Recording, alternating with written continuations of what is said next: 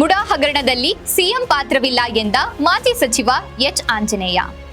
BJP JDS ಅಧಿಕಾರದಲ್ಲಿದ್ದಾಗ ನಡೆಸಿದ ಅವ್ಯವಹಾರ, ಭ್ರಷ್ಟಾಚಾರ, ಸ್ವಜನ ಪಕ್ಷಪಾತ ಮರೆತು ಮುಖ್ಯಮಂತ್ರಿ ಸಿದ್ದರಾಮಯ್ಯನವರ ವಿರುದ್ಧ ಬೆಂಗಳೂರಿನಿಂದ ಮೈಸೂರಿಗೆ ಪಾದಯಾತ್ರೆ ಹೊರಟಿದ್ದಾರೆಂದು ಹೊಳಲ್ಕೆರೆ ಕ್ಷೇತ್ರದ ಮಾಜಿ ಶಾಸಕ ಹಾಗೂ ಸಚಿವ ಎಚ್ ಆಂಜನೇಯ ಅಸಮಾಧಾನ ವ್ಯಕ್ತಪಡಿಸಿದರು.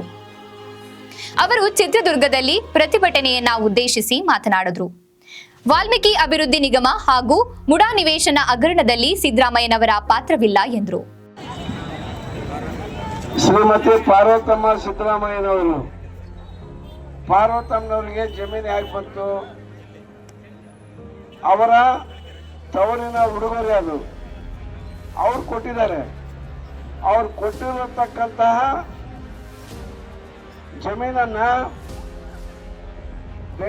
ಮೈಸೂರು ನಗರಾಭಿವೃದ್ಧಿ ಪ್ರಾಧಿಕಾರದವರು ಮೂಡರವರು ಸ್ವಾಧೀನಪಡಿಸಿಕೊಂಡು 50-50 50-50 ಅನುಪಾತದಲ್ಲಿ ಇವರಿಗೆ ಸೇರಬೇಕಾಗಿರ್ತಕ್ಕಂಥ ನಿವೇಶನವನ್ನ ಹಂಚಿಕೆಯನ್ನ ಮಾಡಿದ್ದಾರೆ. ಯಾರು ಮಾಡಿದ್ರು?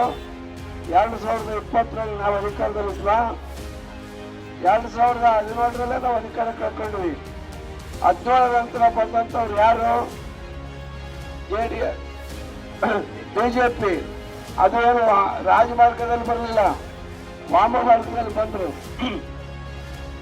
2018ರಲ್ಲಿ ನಾವು ಸೋತ ನಂತರ ಏನು ಮುಖ್ಯಮಂತ್ರಿಯನ್ನಾಗಿ ಜೆಡಿಎಸ್ಸಿನ ನಾಯಕ ಕುಮಾರಸ್ವಾಮಿ ಅವ್ರನ್ನ ಒಂದು ಹೊಂದಾಣಿಕೆ ಮಾಡ್ಕೊಂಡು ಅವ್ರನ್ನ ಮುಖ್ಯಮಂತ್ರಿಯನ್ನಾಗಿ ಮಾಡಿದ್ವಿ. ನಂತರ ಬಿಜೆಪಿಯವರ ಸರ್ಕಾರವನ್ನು ಕೆಡವಿ ಅವರು ಅಧಿಕಾರವನ್ನು ಸ್ವೀಕಾರ ಮಾಡಿದರು. ಯಡಿಯೂರಪ್ಪನವರೇ ಮುಖ್ಯಮಂತ್ರಿ ಆದರು. ಅವರು ಮುಖ್ಯಮಂತ್ರಿ ಆದಂಥ ಸಂದರ್ಭದಲ್ಲಿ ಅಲ್ಲಿ ಮೂಲದ ಅಧ್ಯಕ್ಷರಾಗಿದ್ದಂತಹ ಅವರು ಬಿಜೆಪಿಯವರು, ಇಲ್ಲಿ ಬಿಜೆಪಿಯ ಮುಖ್ಯಮಂತ್ರಿ. ಆ ಸಂದರ್ಭದಲ್ಲಿ ಅವ್ರಿಗೆ ಸೆಟ್ ಸಿಕ್ಕಿದೆ. ನಾವು ಯಾವುದೇ ರೀತಿಯ ಸಿದ್ದರಾಮಯ್ಯನವರ ಇನ್ಫ್ಲೂಯೆನ್ಸ್ ಆಗಲಿ, ಕಾಂಗ್ರೆಸ್ಸಿನ ಪ್ರಭಾವ ಆಗಲಿ ಅದರಲ್ಲಿಲ್ಲ. ಎಲ್ಲರಿಗೂ ಕೂಡ ಅಂತ ಕೊಟ್ಟಿದ್ರು, ಒಬ್ಬರಿಗೆ ಕೊಟ್ಟಿಲ್ಲ. ಈ ರೀತಿ ನೂರಾರು ಜನರಿಗೆ ಅಲ್ಲಿ ಯಾರ್ಯಾರು ಜಮೀನನ್ನ ಕಳ್ಕೊಂಡಿದ್ದಾರೆ, ಯಾರ್ಯಾರು ಜಮೀನನ್ನ ನೀಡಿದ್ದಾರೆ, ಯಾರ್ಯಾರು ಜಮೀನನ್ನು ಸ್ವಾಧೀನ ಪಡಿಸ್ಕೊಂಡಿದ್ದಾರೋ ಅವ್ರಿಗೆಲ್ಲರಿಗೂ ಕೂಡ ಈ ರೀತಿಯಾದಂಥ 50-50 ಅನುಪಾತದಲ್ಲಿ ನಿವೇಶನ ಹಂಚಿಕೆಯಾಗಿದೆ. ಇದರಲ್ಲಿ ಯಾವುದೇ ರೀತಿಯ ಭ್ರಷ್ಟಾಚಾರ ಇಲ್ಲ, ಅವ್ಯವಹಾರ ಇಲ್ಲ, ಏನೂ ಇಲ್ಲ.